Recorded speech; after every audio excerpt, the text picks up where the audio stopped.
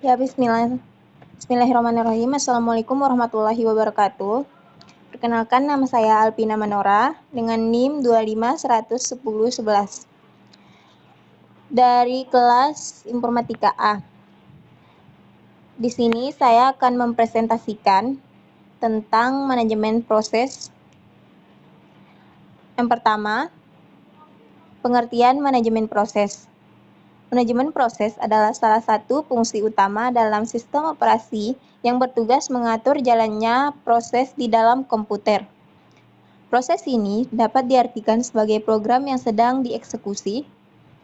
Sistem operasi bertanggung jawab untuk membuat, menjadwalkan, menghentikan, dan mengelola komunikasi antar proses agar sistem berjalan efisien dan stabil. Tanpa manajemen proses yang baik, sumber daya komputer bisa terpakai tidak merata dan kinerja sistem menjadi lambat. Selanjutnya yang kedua, proses control block atau PCB. Setiap proses yang berjalan di dalam sistem operasi dipresentasikan oleh sebuah struktur data yang disebut proses control block atau PCB. PCB berfungsi menyimpan semua informasi penting tentang proses tersebut. Isi dari PCB biasanya meliputi proses ID, nomor induk untuk membedakan antar proses, state, menunjukkan status proses, new, ready, running, waiting, terminate. Yang selanjutnya, program counter, menunjukkan instruksi berikutnya yang akan dijalankan. Selanjutnya, CPU, register, dan memori info, menyimpan kondisi CPU saat proses dijeda. Selanjutnya, counting information, data penggunaan CPU, waktu eksekusi, dan prioritas proses. Selanjutnya, jenis-jenis operasi dalam proses, memungkinkan pengalaman belajar yang lebih personal. Jenis-jenis operasi dalam proses sistem operasi mengatur beberapa operasi dasar pada proses, yaitu 1. Proses creating atau pembuatan proses. 2. Proses termination atau penghentian proses. 3. Proses supervision dan resumption. 4. Interprocess communication. Dan 5. Selanjutnya jenis-jenis penjadwalan. Jenis-jenis penjadwalan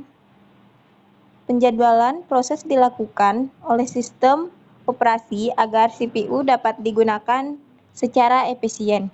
Jenis-jenis penjadwalan meliputi 1. Long, 2. Short, 3. Medium. Beberapa algoritma penjadwalan CPU yang umum digunakan yaitu pertama, first come first serve, 2. shortest job first, 3. priority scheduling, 4. round robin. Selanjutnya saya akan menjelaskan tentang multi-threading. Multi-threading adalah kemampuan sistem untuk menjalankan beberapa thread di dalam satu proses secara bersamaan. Keuntungannya antara lain meningkatkan kinerja, menghemat sumber daya, dan cocok untuk aplikasi modern seperti browser, game, dan server.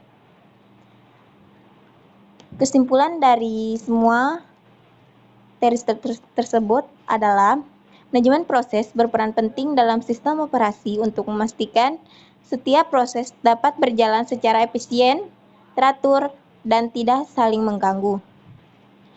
Melalui proses control block atau PCB, sistem dapat menyimpan seluruh informasi penting tentang status dan konteks proses. Selain itu, penjadwalan memastikan penggunaan CPU berlangsung optimal dengan mengatur urutan eksekusi proses. Sementara itu, multi-threading meningkatkan kinerja sistem dengan memungkinkan beberapa tugas berjalan